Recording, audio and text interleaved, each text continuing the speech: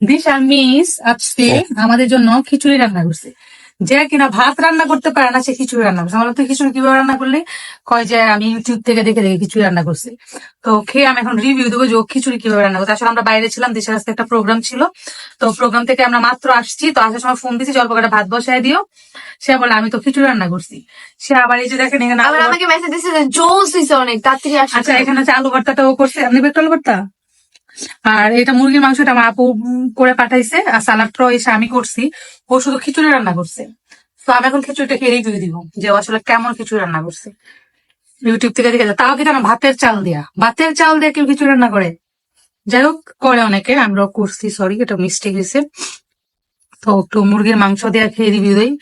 আগে একটু খিচুড়ি খাবো, পরে তোরটা দিয়ে আগে একটু খাবো। মুরগির মাংস হচ্ছে তো মুরগির মাংস বেশি মজা লাগবে।